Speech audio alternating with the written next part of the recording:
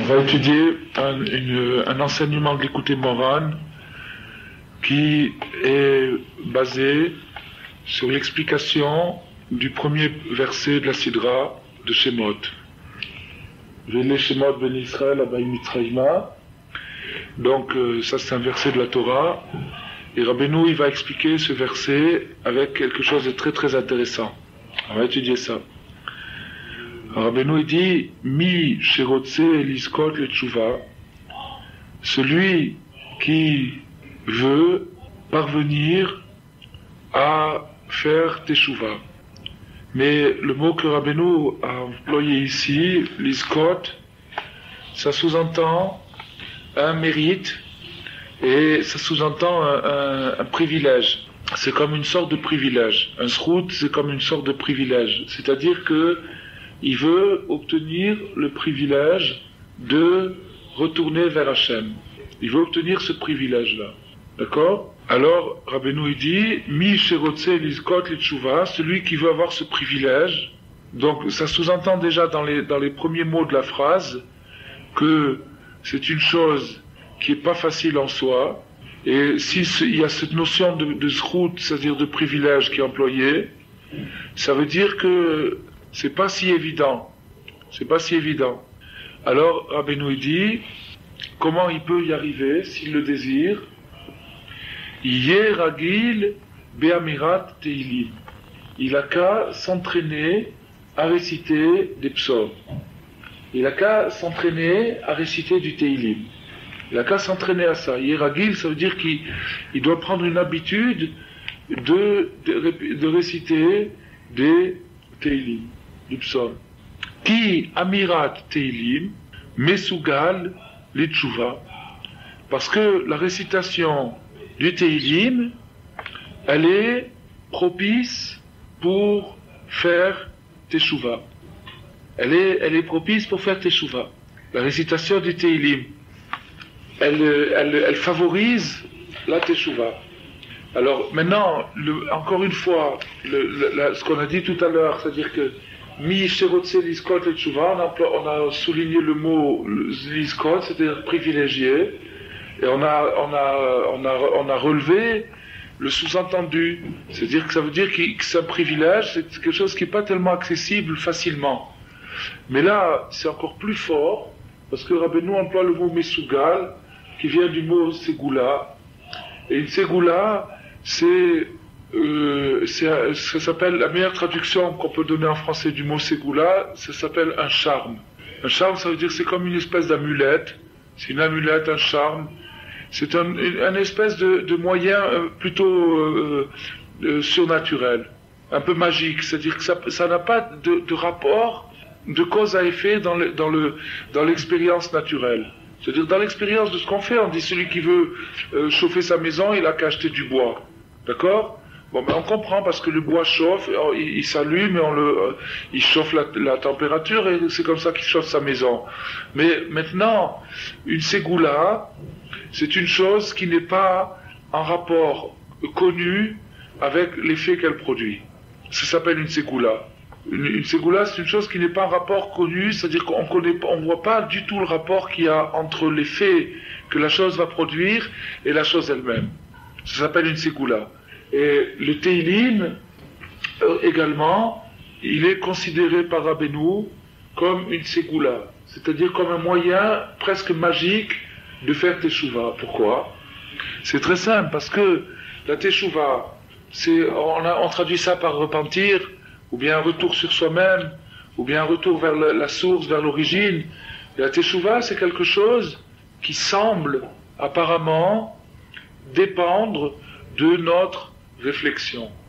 Notre réflexion, c'est-à-dire que pour arriver à faire un retour sur soi-même, ou pour se repentir, ou pour regretter ce qu'on a fait, bon, prenons la définition de la Torah. La définition de la Torah, de la Teshuva, ça s'articule en 3 volets. La Teshuva contient 3 volets. Le premier volet, regret de la chose commise, regret de la faute commise. Deuxième volet, vidouille, c'est-à-dire un aveu à Hachem. Et troisième volet, une décision, une résolution de ne plus recommencer. Ça, c'est les 3 conditions de la tchouva. Les 3 conditions de la tchouva, c'est de regretter ce que j'ai fait, de l'avouer devant Hachem, et de décider de me résoudre à ne plus jamais le recommencer. Bon. Alors ces 3 choses-là, apparemment, ils dépendent uniquement de notre réflexion, de notre bonne volonté, de notre parole, de dire bon, je regrette, je vais m'éprouver, je vais m'efforcer à ressentir un regret. Alors qu'est-ce que je vais faire pour ça? Ben, je vais lire des livres qui stimulent le regret, ou bien je vais discuter avec des gens qui pourront me rappeler ce regret, ou bien je vais réfléchir. Je vais réfléchir sur la laideur de la chose que j'ai faite pour la regretter. Bon, après le vidouille, je vais le faire, je vais reconnaître, je vais avouer à Hachem, j'ai fait ça. Ça n'a pas l'air tellement compliqué. Et puis la 3e condition, je vais décider de ne plus le refaire. Bon, ben ça, il suffit que je décide de ne plus le refaire. Donc on voit pas, alors ces choses-là, c'est les 3 volets de la tchouva, les 3 panneaux de la tchouva, il semble qu'ils appartiennent à la décision de l'homme. Et pourtant, Rabbeinu nous dit que non, c'est quelque chose qu'il faut être privilégié pour décrocher ces 3 trucs-là, ces 3 conditions-là. Et ce privilège, pour l'obtenir, il faut un charme. Il faut un charme, c'est-à-dire un moyen qui appartient pas aux lois de ce monde. C'est comme ça que Rabbeinu il pose le problème. Alors maintenant il va l'expliquer. Donc Rabbeinu il a posé le problème tout à fait d'une manière inattendue, parce que finalement Rabbeinu il n'a pas dit de méditer sur les psaumes. Il n'a pas dit de méditer sur les psaumes. Il n'a pas dit de méditer sur les psaumes. On pourrait dire s'il médite sur les psaumes, alors sa méditation va l'entraîner à lire des versets qui lui feront naître du remords. Il va lire des versets, il va rencontrer des versets qui vont soulever son cœur et qui vont soulever ses émotions. Il va ressentir du remords et il décidera de plus jamais faire de mal. Mais c'est pas ça qu'il a dit Rabbeinu. Rabbeinu il dit Yehi Ragil Be'amira. Ragil Be'amira, ça veut dire qu'il doit s'entraîner à réciter. Une récitation, ça veut dire une récitation. Amira, ça veut dire qu'il dit. Il dit des psaumes. On n'a pas dit qu'il doit les bâcler, mais il est dit. On n'a pas dit non plus qu'il doit méditer dessus. C'est pas dit du tout. Amira, ça veut dire qu'il est dit. Alors en quoi est-ce que le fait de dire ces versets-là, qui sont décrits dans le psaume, en quoi est-ce que ça peut favoriser donner accès au privilège de ces 3 choses qu'on a dit qui composent la tchouva? Ça c'est une question. Alors, donc Rabbeinu, de cette façon, il a posé la tchouva tout à fait comme si c'était un privilège qu'il fallait, pour le décrocher, une clé spéciale qui n'a pas de rapport apparent avec la chose et qui est magique. Rabbeinu, il va expliquer. Ki yesh nun sharet teshuva. Parce qu'il existe 50 portes du retour. Ou même tet she'arim, et 49 de ces portes, Yachol kol adam nichnos bahem ou leasigam. Les 49 de ces portes, 49 des 50 portes du retour, donc il y en a 50 en tout, et 49, chaque homme peut rentrer dans ces portes-là et les atteindre. Alors, qu'est-ce que ça signifie, ces 49 portes? Ces 49 portes, ils signifient chaque homme possède 7 qualités. Tout le monde possède 7 qualités, c'est-à-dire que la neshama de chacun se divise en plusieurs sections, et l'aspect on pourrait dire l'aspect moteur de la personne, c'est-à-dire la sensibilité de la personne, elle a 7 façons de s'exprimer, 7 qualités, qui peuvent être des défauts.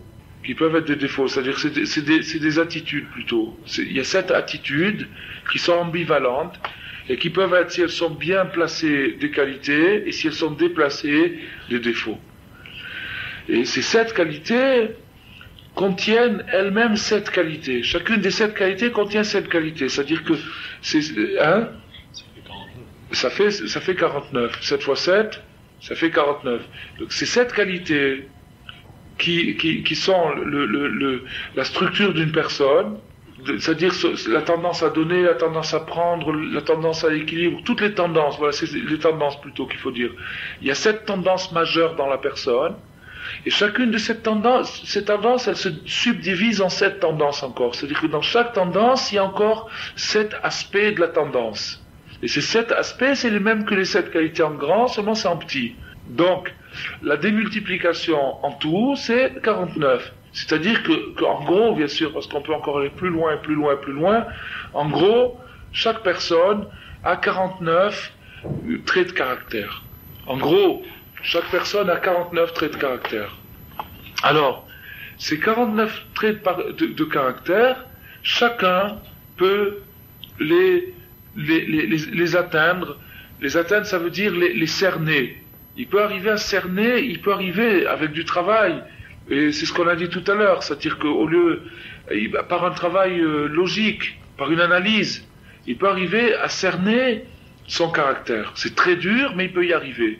Et ça ne demande pas encore un charme, ça ne demande pas un moyen surnaturel. Il peut arriver à cerner son caractère, en s'analysant. Il peut arriver à cerner son caractère. Sha'ar Achamishim, mais la 50e porte,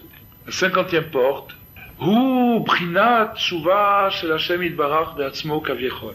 Maintenant, il y a les 49 portes, c'est la Tshuva de l'homme, c'est-à-dire le retour de l'homme vers Hashem, mais il existe une 50e porte, et cette 50e porte, c'est la Tshuva d'Hashem Kaviechol, pour ainsi dire. Qu'est-ce que veut dire la Tshuva d'Hashem? On va l'expliquer tout de suite.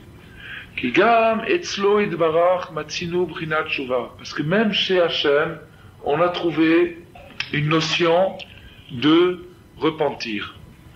Qu'est-ce que ça veut dire qu'on a trouvé une notion de repentir?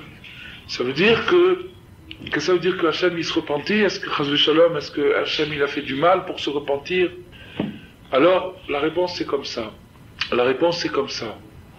C'est que Hachem, à la création du monde, il a créé le ciel, il a créé la terre, il a tout créé, et il a mis les astres, la lumière, il l'a répartie entre le soleil et la lune. Et au départ, on voit dans la Torah que le soleil et la lune étaient identiques de grandeur. Et puis tout de suite, à la fin du verset, il y a marqué le petit luminaire. Alors les Chachamim nous expliquent qu'entre-temps, il y a quelque chose qui s'est produit. Entre le moment où il dit les 2 grands astres et le petit luminaire et le grand luminaire, donc une distinction, il y a quelque chose qui s'est produit, c'est quoi? C'est que la lune a été diminuée. La lune devait avoir la taille du soleil, elle a été diminuée. Pourquoi? Parce qu'elle a dit, Ribono Shel Olam, maître du monde, il n'est pas possible que 2 rois utilisent la même couronne. Ça veut dire, on ne peut pas être au même niveau, je ne peux pas être au même niveau que le soleil. C'est pas possible que moi et le soleil, on ait la même lumière. Et je crois que c'est Rav Berland, il explique que en vérité, la lune, elle a eu peur de la jalousie du soleil. C'était pas elle qui était jalouse. Elle a eu peur de la jalousie du soleil. Et c'est beaucoup plus sensé de dire comme ça qu'autrement. D'habitude, on place la lune dans la catégorie de la jalousie. On dit elle a dit ça parce qu'elle était jalouse. Elle pouvait pas comprendre que le soleil, que 2 rois qui ont la même couronne, ça veut dire que le soleil soit à la même grandeur qu'elle. En vérité, non. Elle a eu tellement peur de la jalousie du soleil qu'elle a dit Ribono Shel Olam, c'est pas possible. Alors Hachem lui a dit, si tu as compris ça, va te diminuer. Et ça, c'est un conseil qui est donné à tous les tzadikim dans toutes les générations, que si jamais il sent qu'il va subir la jalousie des gens pour des bonnes actions qu'il fait, alors le conseil que Hachem lui donne va te diminuer, c'est-à-dire cache-toi. Ça ne veut pas dire qu'il faut, chas v'shalom, démissionner ou arrêter de faire ses actions, au contraire, mais il faut les faire en douce et en cachette. C'est une grande règle dans la vie. Alors Hachem, il lui a dit à elle, puisque tu comprends que le soleil va être jaloux de toi, bon maintenant c'est beaucoup plus compréhensible de cette façon. Pourquoi? Parce qu'on sait que le soleil représente l'astre émetteur et la lune représente l'astre récepteur. Donc, il est plus logique que l'astre émetteur, qui c'est lui qui envoie la lumière, il soit jaloux que son récepteur soit aussi grand que lui. C'est comme dit le maître et l'élève. Le soleil c'est le maître, la lune c'est l'élève. Donc il est logique que le maître soit jaloux de son élève qui va le dépasser ou bien être son égal. Alors que le contraire, l'élève il n'a pas à être jaloux de son maître, puisque c'est lui qui l'alimente. Donc comme ça se comprend très bien. En attendant, Hachem a diminué la lune. Et Hachem, il a diminué la lune.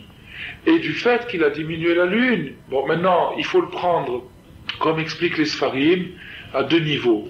Il faut le prendre au niveau astral, c'est-à-dire qu'effectivement, dans le firmament, dans le ciel qu'on voit nous, dans ce ciel-là, il y avait une lune et un soleil physique, et de la manière dont ils étaient disposés, la lune brillait autant que le soleil, c'est-à-dire qu'en pleine nuit, on pouvait voir en pleine nuit.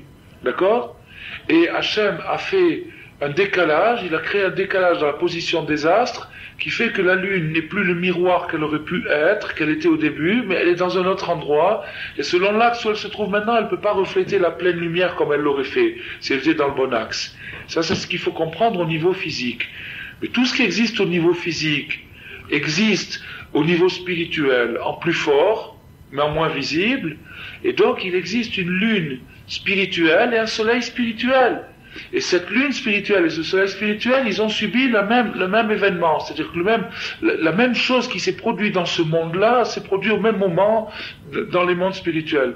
Et exactement comme maintenant. Maintenant que chaque fois qu'on fait quelque chose, il existe un moi physique que je vois ici, et un moi spirituel, c'est ma neshama, et encore plus haut que ma neshama. Mes attaches avec le ciel et tout ça, c'est des choses qui sont pas nécessairement là, mais qui sont toujours moi, qui sont bon.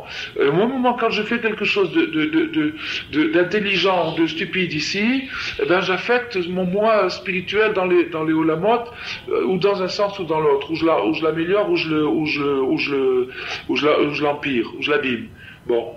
Alors Maintenant, au même moment qu'il y a eu cette chose-là, ici, il y a eu cette chose-là là-bas, où on peut dire même le contraire. Au même moment qu'il y a eu cette chose-là là-bas, elle s'est produite aussi ici, dans ce monde-là.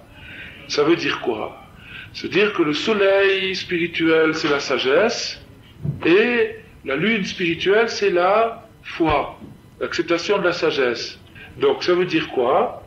Ça veut dire que, suite à ce drame, qui s'est produit, suite à ce drame, suite à la crainte de la jalousie, c'est-à-dire que la foi c'est quelque chose c'est livré au cœur, c'est-à-dire la foi c'est quelque chose on accepte un truc qu'on ne peut pas vérifier, ça s'appelle la foi, on fait confiance, on accepte un principe qu'on ne peut pas vérifier, ça c'est la foi. Tandis que la sagesse c'est quand on sait quelque chose, la connaissance. Bon, donc maintenant, la foi étant apparemment inférieure, puisqu'elle n'a pas de clarté. Elle n'a pas de clarté. La foi, c'est quelque chose qu'on accepte, mais on l'a pas vérifié. La foi, c'est un truc qu'on accepte, on l'a pas vérifié. Donc, de nouveau, il est logique de dire qu'elle s'est sentie gênée par rapport à la sagesse d'être aussi brillante que la sagesse.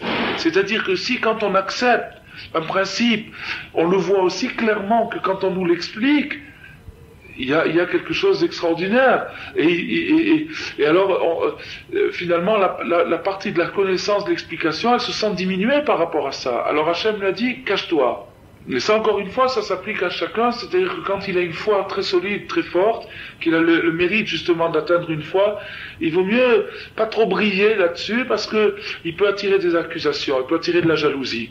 En attendant, c'est ça qui s'est produit, la foi s'est diminuée. Qu'est-ce que ça veut dire que la foi s'est diminuée ? C'est-à-dire qu'à partir de ce moment-là, à partir de ce drame, dans le cosmos tout entier, tout principe d'acceptation est devenu inférieur à un principe de vérification, d'évidence, de clarté, de certitude. C'est-à-dire même une certitude à laquelle j'arrive par l'acceptation, parce que j'accepte quelque chose, cette certitude, elle est moins percutante, elle est moins convaincante qu'une certitude à laquelle on arrive par des preuves. La certitude à laquelle j'arrive par des preuves, ça s'appelle la chorma, C'est-à-dire que la preuve brille, la preuve donne la preuve brille, fait briller l'évidence, c'est quelque chose de convaincant que personne n'ose remettre en question, tandis que ce que j'accepte sans preuve, il y a un engagement, il y a un doute, il y a une petite zone d'ombre qui fait que même cette acceptation elle-même, elle est moins forte que l'autre. D'accord? C'est ça ce que ça veut dire la diminution de la Lune et du... C'est une apparence ou c'est comme ça? Non, c'est comme ça, c'est comme ça. C'est comme ça depuis ce moment-là. C'est comme ça. C'est comme ça. Ça peut se changer, mais c'est comme ça. Et c'est tellement comme ça que Rabbi Nathan va jusqu'à dire que, en vérité, cette lune, cette acceptation, cette émouna, en vérité, il faut encore lui donner une autre équation, c'est-à-dire c'est toute la matière. Et toute la matière du monde créé, c'est la lune par rapport à la sagesse qui l'habite. D'accord? Donc maintenant, cette matière-là, elle a été diminuée. Elle a été diminuée pour permettre à ce que l'acceptation soit moins brillante que la connaissance. D'accord? C'est-à-dire, ça veut dire quoi? C'est-à-dire qu'Hachem, pour ainsi dire, il a permis, quand il a créé cette diminution, quand il a dit à la lune va te diminuer, il a fait que l'acceptation, quelle qu'elle soit dans le monde, soit moins vivante, moins convaincante que la démonstration logique. D'accord? Alors comment il a fait? Alors en répercutant les choses sur la matière qui est l'acceptation, puisque la matière accepte l'énergie. La masse reçoit l'énergie. La masse c'est pas l'énergie, la masse elle reçoit l'énergie. D'accord? Donc il a fait que la masse soit opaque et qu'elle ne reflète pas l'énergie parfaitement. Si c'était le cas, quand je vois, si l'énergie, c'est-à-dire la sagesse, brillait dans la masse, comme c'était le cas au début, c'est-à-dire que si la masse brillait autant que l'énergie, si la sagesse, si la matière était aussi forte que l'esprit, à ce moment-là, qu'est-ce qui se passerait? Tout ce que je verrais autour de moi, ça serait une leçon. Ça serait comme si je lis dans la Torah. Tout ce que je verrais autour de moi, c'est-à-dire que je verrais un arbre, je verrais la parole d'Hachem dans un arbre. Je verrai la parole d'Hachem dans un arbre, ce qui est vrai, mais c'est caché. Hachem, il a dit diminue-toi, c'est-à-dire que la matière s'est diminuée et la matière n'est pas évidente. C'est-à-dire qu'il faut une recherche, une conviction sur soi-même, une autosuggestion de se dire Hachem, il se trouve dans cet arbre, il a voulu le créer, et il y a un sens à cet arbre, mais je le vois pas. Je le vois pas, il n'est pas évident. Il n'est pas évident. Si c'est pour que l'oiseau se pose sur la branche, bon, ça c'est un sens beaucoup plus secondaire. Mais un sens profond, pourquoi l'arbre il part du sol, il monte vers le ciel, pourquoi les branches sont vertes, pourquoi il a un cycle, pourquoi ça c'est pas évident du tout. Ça c'est pas évident du tout. Et ça fait quoi? Ça permet la foi. Ça permet que celui qui va rechercher Hachem le recherchera avec ses efforts et gagnera un mérite à trouver la lumière. Mais encore une fois, quand il arrivera à ça, il pourra difficilement le faire passer à autrui, parce qu'il pourra pas trouver une preuve. Parce que s'il pouvait trouver une preuve, ça veut dire qu'il réparerait les dégâts de la diminution de la lune. Alors, cette chose-là qui s'est produite, elle a en vérité, c'est marqué dans les Sfarim, c'est expliqué que ça c'est l'origine de la tentation. Le Yetzer Hara, c'est ça son origine. C'est-à-dire que le fait qu'il puisse y avoir un doute, c'est ça l'origine de la tentation. L'origine de la tentation, c'est ça, c'est le fait qu'il puisse y avoir un doute. Alors maintenant, à partir du moment où c'est l'origine de la tentation, c'est aussi l'origine du péché et du mal. Donc tout ce qu'il y a eu de mal qui a été commis sur cette planète a été commis à partir de cette chose-là, du fait que la lune a été diminuée. Et donc, il est permis de dire que Hachem a regretté d'avoir diminué la lune. Bien entendu, il l'a fait exprès Mais il est permis de dire qu'il l'a regretté, parce que finalement, suite à cette action, tout ce qu'il y a eu de mal, toutes les guerres, tous les crimes, tous les trucs, sont une des conséquences indirectes de cette action-là. Du fait qu'il y a eu une zone d'ombre qui a été créée, et que de cette zone d'ombre, le Yetzer Hara s'est développé, et qu'il a tenté l'homme, et que l'homme soit tombé, et qu'il est tombé, il a créé le mal. À partir du moment où Hachem, qui savait très bien ce qu'il faisait, a créé cette chose-là, une question se pose, c'est pourquoi il a fait ça? Pourquoi il a fait ça? Pourquoi est-ce qu'il a créé une chose qu'il a pu regretter? Pourquoi est-ce qu'il a créé une chose? Puisqu'il savait très bien qu'en faisant ça, qu'est-ce qui va se passer? Il va se passer une catastrophe, c'est-à-dire que ça va créer l'Yetzer Hara, ça va créer une possibilité de faire le mal, et donc de cette possibilité de faire le mal il va être fait, puisqu'Hachem il connaît aussi bien le futur qu'il connaît le présent, il n'y a pas de temps chez lui, il sait très très bien qu'est-ce qui va se passer. Or s'il savait que ça allait se produire, alors pourquoi le faire? Pourquoi il l'a fait? Alors la raison c'est la suivante, il l'a fait pour créer le regret. Pour créer le regret, parce que le regret c'est une notion qui n'existe pas dans l'absolu. Chez Hachem qui est l'absolu, le regret n'existe pas, tout est parfait. Le regret n'existe que dans l'imparfait. Quand il y a quelque chose d'imparfait qui a été fait, je le regrette. C'est un retour sur soi-même. C'est un retour sur sa décision, le regret. Donc ce regret c'est aussi une création. Même que le soleil c'est une création, la lune c'est une création, le regret est aussi une création. Donc maintenant, ce regret-là, il fallait bien le créer. Comment Hachem l'a créé? En le vivant, en regrettant. Et comment est-ce qu'il pouvait regretter? En faisant un acte regrettable. Donc Hachem, il a fait un acte regrettable, qui bien sûr, chas v'shalom, n'est pas un acte chas v'chalila, c'est un acte parfait, mais regrettable. Il y a une notion, il y a un soupçon de regret dans cet acte-là, et ce soupçon de regret, c'est la racine du regret. Racine du regret, c'est quoi? C'est la teshuva. On a dit tout à l'heure que la condition première du regret, c'est la teshuva. Donc maintenant, en faisant quelque chose qui va regretter lui-même, il permet à tous ceux qui vont être créés de pouvoir regretter. De pouvoir regretter la notion de regret, parce que chaque fois que quelqu'un commettra une faute, il se dira, Hachem lui aussi, il a fait quelque chose de regrettable et il a regretté. Et ça c'est avant la création du monde. C'est avant la création du monde, c'est avant la création de l'homme. C'est avant la création de l'homme cette chose-là. Donc, l'homme il est arrivé, et quand l'homme est arrivé sur terre, le regret existait déjà. Donc quand il a commis sa faute, elle n'était pas impardonnable et irrécupérable parce que le regret existait déjà. Et le regret est antérieur à la Torah elle-même.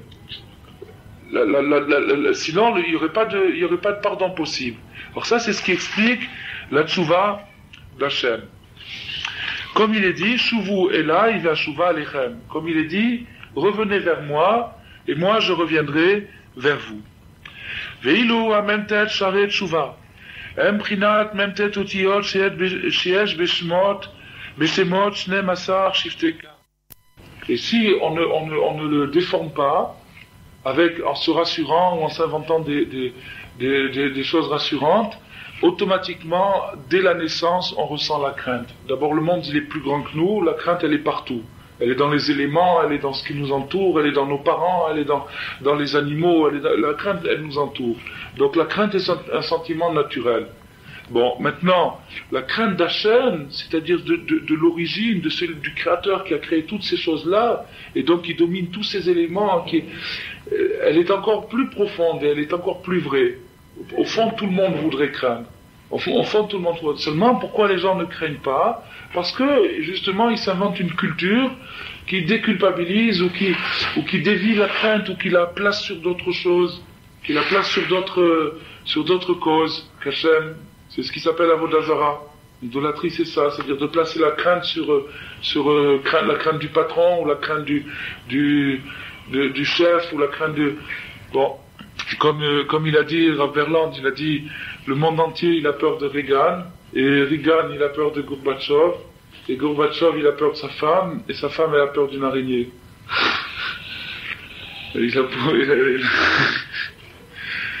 Alors,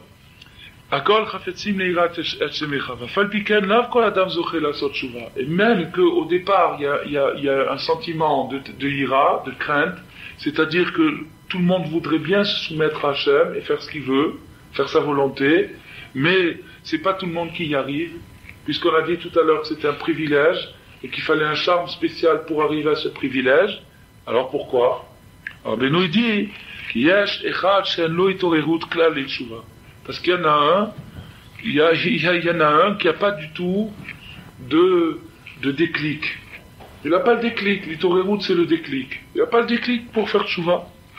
Il n'y a pas le déclic du départ pour s'y mettre. Il faut un déclic. Il faut un déclic. La crainte, il peut l'avoir.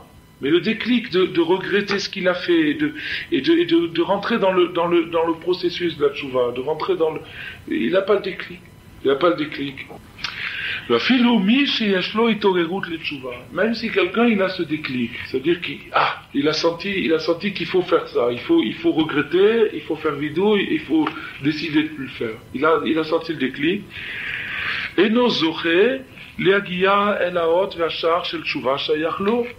Il n'arrive pas au signe et à la porte de tchouva qui lui correspond à lui. Chacun, on a expliqué tout à l'heure qu'il y avait 49 portes pour tout le monde, mais dans ces 49 portes, chacun, il a une porte particulière, c'est-à-dire qu'il a un trait de caractère particulier à réparer. Il y a un point spécial sur lequel il doit s'attarder plus que tout le monde. Chacun, il a un point spécial sur lequel il doit, c'est-à-dire c'est ce qui s'appelle son défaut. Et ce qui était une expérience très très amusante à faire, c'est de demander aux gens, à ton avis, quel est ton pire défaut? Et en général, on se rend compte que les gens, ils se trouvent des défauts mignons et sympathiques, et qui n'ont rien à faire avec le pire défaut qu'on leur voit nous. Donc, c'est quelque chose, pour connaître son pire défaut, c'est pas... En général, souvent, le pire défaut est attaché à la meilleure qualité de la personne. Si on regarde bien, le pire défaut est attaché à la meilleure qualité de la personne. C'est-à-dire que les deux vont ensemble. C'est-à-dire que ce qui est le pire chez lui, c'est aussi le meilleur. C'est ce qu'on a étudié hier avec le Inyan d'Idbo des doutes. Ce qui est le pire, c'est le meilleur. C'est le meilleur. Et le tri n'est pas fait chez lui. Alors cette mida l'entraîne des fois dans des choses très très moches, ou alors dans des choses très très belles. Parce qu'il n'y a pas une stabilité, il n'a pas encore fait le tri, donc il est parfois en haut, parfois en bas, sur le même point. Et donc, quand on lui dit quel est ton pire défaut, il va pas dire ça, puisque pour lui, c'est sa meilleure qualité. C'est là où il pense qu'il est vraiment formidable. Et Bémet, il est vraiment formidable là-dessus. Seulement, le fait qu'il soit formidable n'exclut pas du tout le fait qu'il peut être sordide sur le même point. Seulement mal employé. Mal dosé même. Mal dosé. Par exemple, la hazout, c'est le meilleur exemple. L'audace. Si quelqu'un, c'est ce qui s'appelle un Baal Hazout, c'est-à-dire une personne audacieuse, son audace, c'est son pire défaut, parce que ça le conduit au culot, à l'arrogance, mais aussi c'est sa meilleure qualité, parce que c'est ça qui lui permet d'avancer et de conquérir des choses que les autres osent pas faire. Alors c'est ça, et toutes les qualités c'est comme ça. Donc chacun il a une porte qui lui revient à lui, il la trouve pas. Pour une cause, on a dit tout de suite, la plupart des gens ils sont aveugles sur ce point-là, ils savent pas quel est leur pire défaut. Faites l'essai, vous allez voir. Vous demandez aux gens quel est ton pire défaut. La filou il magia les chams. Et même disons que quelqu'un arrive là-bas, c'est-à-dire qu'il arrive à trouver son pire défaut. Il arrive à trouver qu'est-ce qu'il faut réparer. Yahol liot shachar shel tshuva sagour. Il se peut que la porte de la tchouva soit fermée. Il se peut que la porte de la tchouva soit fermée. C'est-à-dire que lui, il arrive, il veut arranger ce truc-là, mais c'est fermé. Comment ça s'appelle en français? Un blocage. Un blocage. Alors, donc maintenant, le premier point qu'il faut, c'est un déclic. Supposons qu'il a le déclic, il y a le blocage. Et ça existe, ça c'est très très fréquent qu'il y ait déclic et blocage en même temps. Il y a déclic, c'est-à-dire que la personne veut, et chaque fois, c'est comme un moteur qui part et qui s'éteint, il part, il s'éteint, parce qu'il arrive devant un blocage. La porte est fermée. Hein? C'est indépendant de lui. C'est indépendant de lui. La porte, elle est fermée, c'est pas lui qui l'a fermée. Elle est fermée. On va voir pourquoi. On va voir clairement que ça dépend pas de lui. Ou Mahmat Kolze, Un Adam Zoché Litchouva. À cause de ça, donc maintenant il y a trois choses, c'est-à-dire ou il n'a pas le déclic, ou bien, je crois que j'ai sauté, j'ai pas bien expliqué clairement, ou bien bon, d'abord il faut qu'il ait le déclic, ensuite il faut qu'il trouve sa porte, c'est-à-dire qu'il trouve le point qui va passer, on en a parlé. Donc qu'il ait le déclic, qu'il trouve la porte et qu'il n'y ait pas de blocage. Il faut ces trois conditions. Mais si il en a deux, par exemple, il n'y a pas un troisième, il ne peut pas faire tchouva. Si par exemple il a le déclic et il sait quel point il faut arranger, mais qu'il y a un blocage, c'est-à-dire que la porte est fermée, il ne peut pas faire tchouva. Il ne peut pas faire tchouva. Ou mahmat kolze en adam zoché le tchouva. Et à cause de ces raisons-là, ça c'est les causes pour lesquelles un homme ne peut pas s'arranger, il ne peut pas faire tchouva. Va l'aider à Mirat Teilim. Alors maintenant Rabbeinu il explique. Va l'aider à Mirat Teilim par la récitation du Teilim.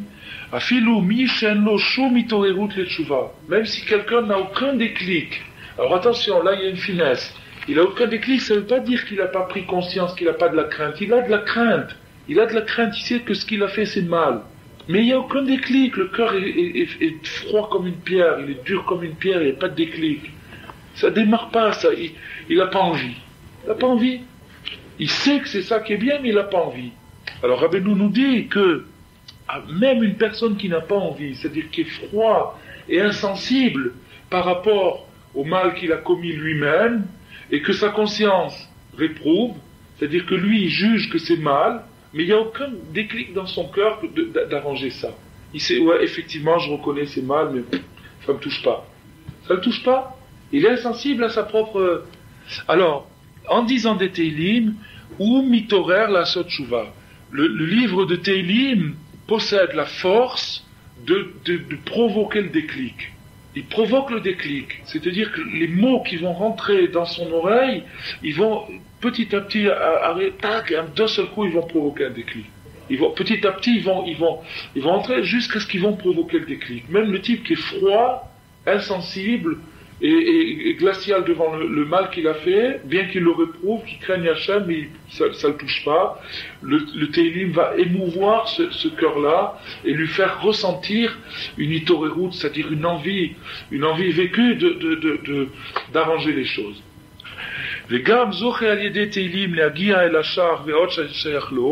Deuxièmement, alors donc ça c'est la première étape, c'est-à-dire le déclic. Deuxième étape, non seulement le Teilim va provoquer le déclic qui pourrait être Hasvé Shalom une cause de malheur, parce qu'on voit ça chez les gens qui ont un déclic, mais que le déclic n'est pas canalisé là où il faut, alors ce déclic les angoisse terriblement, c'est-à-dire c'est une obsession, la tchouva devient une obsession pour eux, parce qu'ils savent pas où trouver la porte, le truc qu'il faut arranger, alors un jour ils essayent ça, un jour ça, ils trouvent pas une stabilité, un petit peu de repos de l'esprit. Pas du tout. Alors donc c'est un malheur pour eux. C'est déjà bien parce que c'est la première porte, mais c'est vraiment très inconfortable. Le Teilim, pas seulement il déclenche la tchouva, mais aussi il guide vers la porte qu'il faut. Chacun vers la porte qu'il a besoin. Comment? On a dit c'est un charme, c'est une ségoula. On a dit que c'est une ségoula. C'est-à-dire que le Sefer Teilim, et il y a Rav Scherter qui a expliqué, il a dit que toute personne qui lira régulièrement Sefer Teilim arrivera un jour à tomber sur un verset qui va lui expliquer toute sa vie. Il va y avoir une phrase qui va lui expliquer toute sa vie et lui dire tout, pourquoi, tout, qui va lui, la réponse à tout, comme on dit. La réponse à toutes ces questions, il va la trouver dans une phrase de Teilim. Et la réponse à toutes ces questions, c'est cette fameuse porte. C'est ce signe-là et il peut le dire à un autre, l'autre comprendra rien du tout, l'autre ça le concerne même pas. Mais lui, il va dire, c'est un beau pshat, c'est pas mal, c'est un bon vort, c'est pas mal. Mais alors que lui, c'est la révélation, c'est le Mashiach, pour lui, c'est le salut. D'accord? Ça, c'est une phrase de Teilim. Vegam zoché al yedei Teilim, ça on a dit, veliftorach hashar, et d'ouvrir cette porte. C'est-à-dire, de défaire le blocage, c'est-à-dire de rentrer dans le... Parce qu'il arrive effectivement qu'on arrive à dire, je sais que c'est ça mon point qui va pas, je sais que c'est ça le truc, mais j'y peux rien, j'y arrive pas. Ça veut dire qu'il est déjà arrivé devant la porte, mais elle est fermée. Avec Teilim, il ouvre la porte. Avec Teilim, il ouvre la porte. Nimtsa, shezoché al-yedé teilim lasot tshuva. Donc, on a démontré que le teilim permet de retourner vers Hachem, c'est-à-dire qu'il permet le retour, c'est-à-dire qu'il permet de ressentir du remords, de faire vidouille et de recevoir sur le passé, d'accepter pour le futur de plus recommencer. Zebrinat Neum Agever Ukam Al. Maintenant, il y a un hymne de David où il est marqué dans Shmuel, où il est marqué Neum Agever Ukam Al, parole de l'homme qui a été placé au-dessus. Neum, parole de l'homme qui a été placé au-dessus. C'est David qui parle, c'est le roi David qui parle dans ce verset là-bas. Neum Agever Ukam Al, c'est-à-dire parole de l'homme qui a été placé au-dessus. C'est qui? C'est David. C'est lui qui a été placé au-dessus. Placé au-dessus de qui? Au-dessus de ses frères. Il a été roi. Le Darshu Chazal, chez Yikim, Oula, chez Tshuva. Maintenant, les Chachamim, ils ont décelé une allusion dans ce verset. Ukam Al, ça ne veut pas dire seulement qu'il a été placé au-dessus, ça veut dire qu'il a établi un avantage. Ukam Al, ça veut dire que Ukam, ça veut dire il a établi Al quelque chose de supérieur. Ça veut dire deux choses, c'est-à-dire qu'il a été placé au-dessus, et c'est-à-dire qu'il a établi quelque chose de supérieur. Les Chazal, ils ont dit, Oula shel tshuva, Oula c'est la shon toelet, il dit Rashi, Oula ça veut dire le toelet, l'avantage de la tshuva. C'est ça la supériorité de David, c'est qu'il a démontré l'avantage de la tshuva. Il a démontré l'avantage de la tshuva. Avant on le disait, mais lui il a démontré. Uneim zemirot Israël, et les douceurs des mélodies d'Israël. Alors, qui a l'idée, Brinat Neim zemirot Israël, Daïnou Sefer Teilim chez Assad, Aliédézé ou Kamoula Shel Tshuva. Rabbeinu, il sort du même verset que par les merveilleuses mélodies, les douces mélodies qu'il a créées, c'est-à-dire les versets des psaumes, il a, de cette façon, établi la Tshuva. David Amelech, il a établi la Tshuva. C'est-à-dire qu'il a démontré la Tshuva. Qu'est-ce que ça veut dire il a démontré? C'est-à-dire qu'avant lui, il pouvait se faire que quelqu'un trouve pas la porte, ou bien que quelqu'un ne ressente rien du tout pour la Tshuva. Lui, il l'a démontré. Démontré, c'est-à-dire qu'il a fait une démonstration possible et accessible à tout le monde. Il a donné la méthode. C'est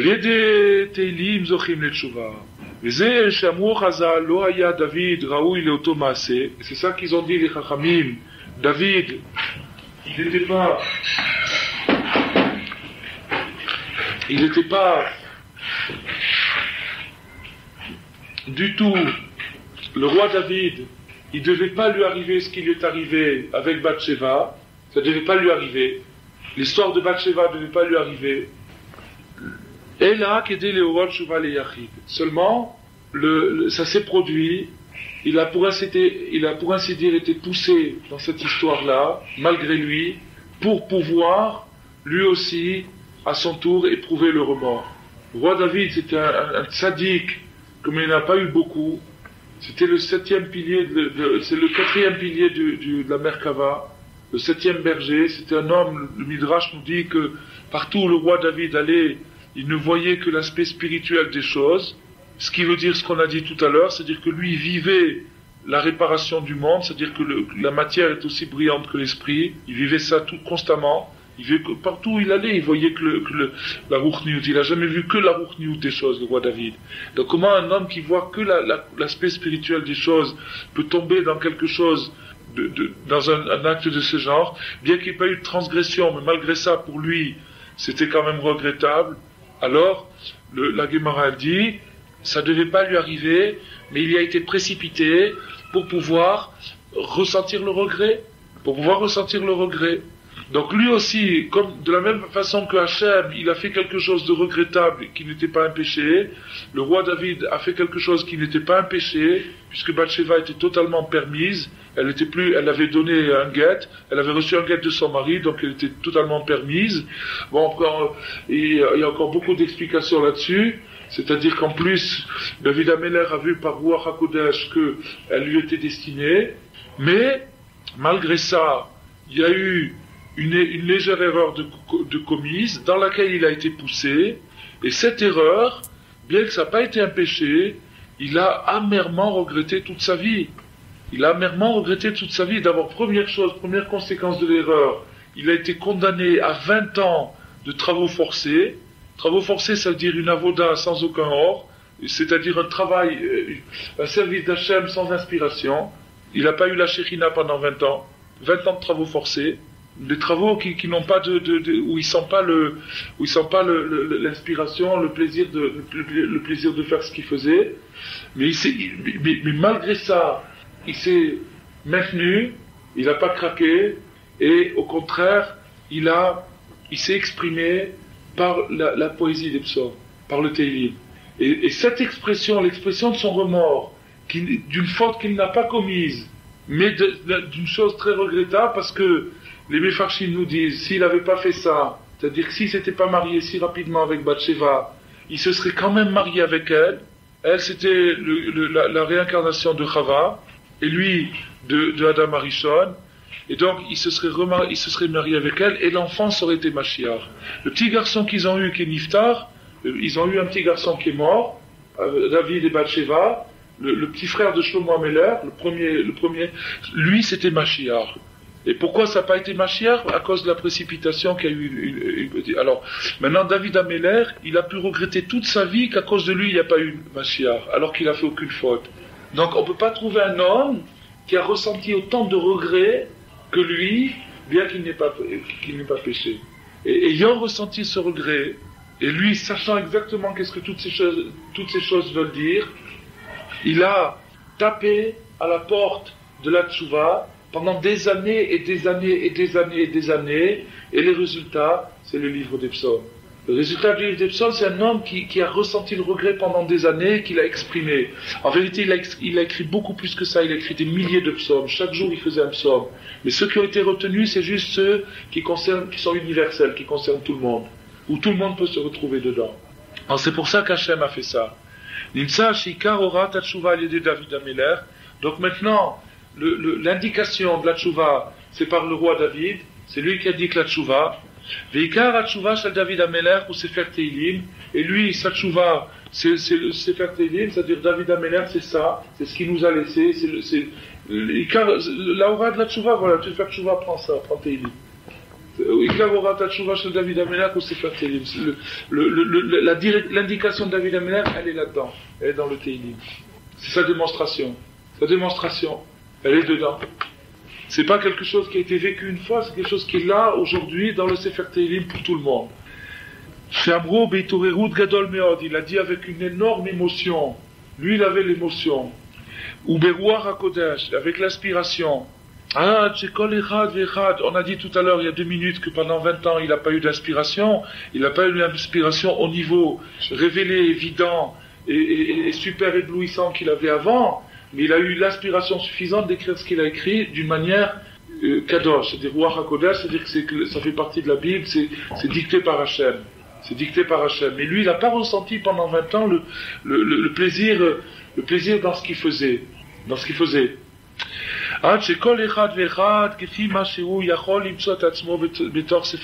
Jusqu'à ce que chacun, selon sa situation, peut s'identifier et se retrouver. C'est-à-dire que David Ameler a vécu toute forme de remords possible.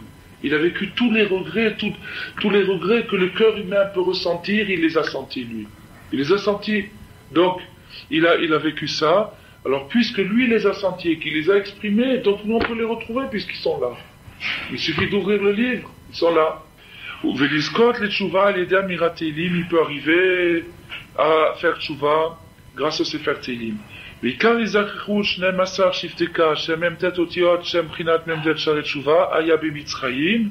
maintenant, les tribus ont subi leur épreuve, les tribus de Yaakov ont subi leur épreuve des 49 portes en Égypte.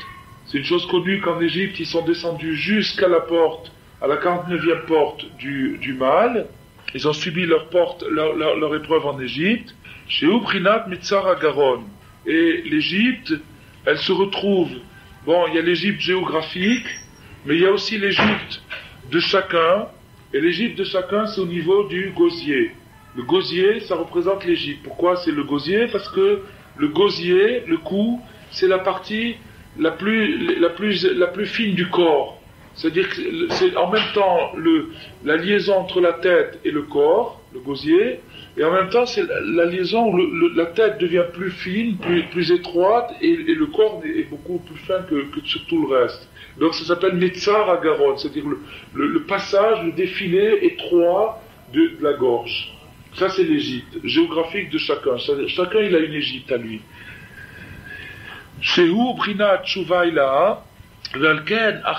donc ça représente la Tshuva supérieure, le fait de descendre dans l'épreuve au plus bas. Ça représente la Tshuva supérieure, c'est-à-dire que quand on est descendu dans les zones les plus basses et qu'on a tenu là-bas, on a fait une Tshuva supérieure.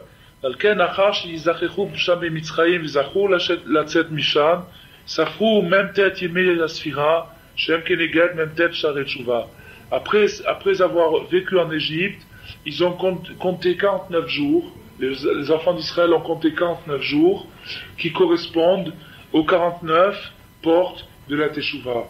Quand ils sont sortis de Pessah, il y a beaucoup à dire là-dessus, bien sûr, il y aurait beaucoup à dire là-dessus. Shehem, Prinat, Memtet, Otiot, Anal, et on voit dans le Sidour que chaque jour du Homer, c'est le compte entre Pessah et Shavuot, il y a une attitude particulière de ces 49 attitudes qu'on répare ce jour-là. Ubeyom HaChamishim, et le 50e jour, Shavuot, Az, Vayered Hashem al Har Sinai, à ce moment-là, Hashem est descendu sur le Har Sinai, Zebrinat Vashuva Alechem, ça c'est le retour de Dieu vers nous, Brinat Shuva Shel Hashem Yitbarach Be'atzmo Kavichol, c'est-à-dire le retour d'Hashem, pour ainsi dire son repentir à Hashem qui revient vers nous. C'est-à-dire qu'il y a 49 portes, c'est notre élan vers lui, et 50e c'est son élan vers nous. Quand il a donné la Torah, Prinat Shara Chamishim, c'est-à-dire la 50e porte. Alors maintenant, on arrive à l'explication du verset de la Sidra, de Shemot, et Rabbeinu nous dit, Vezeu ve'ele Shemot bene Israël abai Mitzrayma, et Yaakov ishu beto. Alors Rabbeinu nous dit, et voici les noms des enfants d'Israël qui viennent en Égypte avec Yaakov, un homme et sa maison. Ça c'est le premier verset de la Sidra.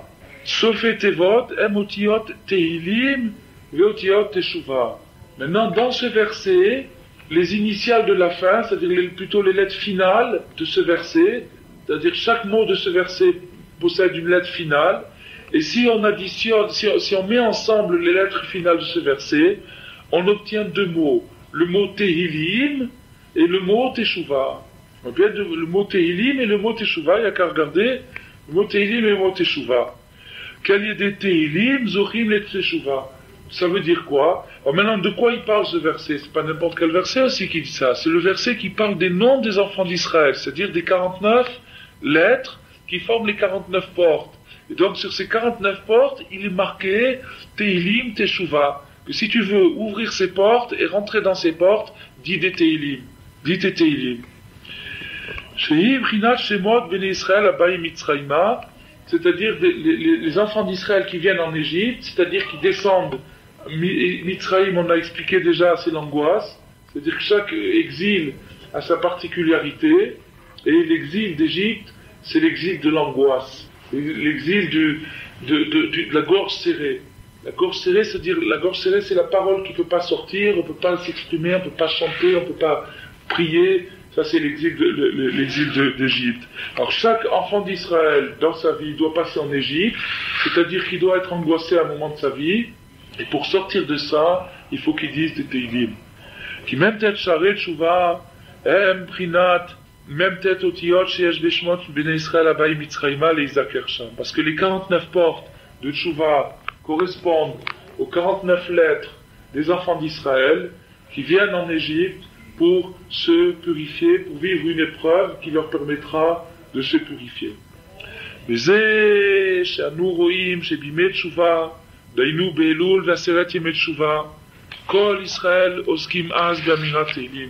c'est ça qu'on voit, que pendant les jours favorables de Tshuva, c'est-à-dire pendant Elul, ou pendant les 10 jours de Tchouva, ou bien encore on peut ajouter quand il y a un malade, Chas v'Shalom, tout le peuple juif se met à dire des Teilim.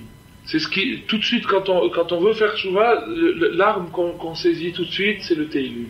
De la même façon que quand il y a un malade, on sent que, Chas v'Shalom, il y a une menace qui pèse sur nous, ou sur la famille, ou sur le groupe. À ce moment-là, qu'est-ce qu'on fait? On abandonne toutes les chokhmot, on abandonne toutes les discussions, on prend un Sefer Teilim et on commence à dire des Teilim. On commence à dire des Teilim. Qu'Amira Teilim Mesugal et Tchouva Kanal, parce que la récitation, la lecture des psaumes, elle est favorable, elle favorise la Tchouva, comme on a dit. Valken ou Davar Gadol Meod. C'est pour ça que c'est quelque chose de très très grand. C'est quelque chose de très grand. La Sok Tamid Vamira Teilim, d'être constamment occupé à réciter des psaumes. C'est quelque chose de très grand, ça veut dire quelque chose de très fort, quelque chose de très puissant, quelque chose qui résout beaucoup de problèmes. Beaucoup de problèmes. Que ni la réflexion, ni la discussion, ni l'attente, ni rien du tout ne pourront résoudre, mais des problèmes extraordinaires qu'on peut résoudre par le Sefer Teilim. Donc c'est quelque chose de très fort, quelque chose de très fort. Qui Teilim ou Itorerut Gadol Meod Lashem Yitbarach, parce que le Teilim porte en lui un grand essor, un grand enthousiasme pour Hachem. Ashrei Sheyochesbo, heureux celui qui s'accrochera au Sefer Teilim. Heureux celui qui s'accrochera à Teilim. Heureux parce qu'il va trouver le bonheur. C'est pour ça que ça commence, le Sefer Teilim, il commence par Ashrei. Ashrei, c'est une notion de bonheur. Celui qui a trouvé le Teilim, il a trouvé le bonheur. Et vraiment, on le voit. On voit que quelqu'un, quel que soit son degré, Rabbeinu, il y aurait beaucoup à dire sur cette chose-là, mais Rabbeinu, il a dit que Mashiach, il viendra grâce à ceux qui disent des Teilim. Et on voit que maintenant, quelqu'un qui dit des Teilim, il a trouvé une stabilité, il trouve une force dans la vie que les autres n'ont pas. Il trouve une porte de sortie, une planche de salut que les autres n'ont pas. Heureux celui qui s'y accrochera, que Hachem nous donne le srout de dire beaucoup de Teilim.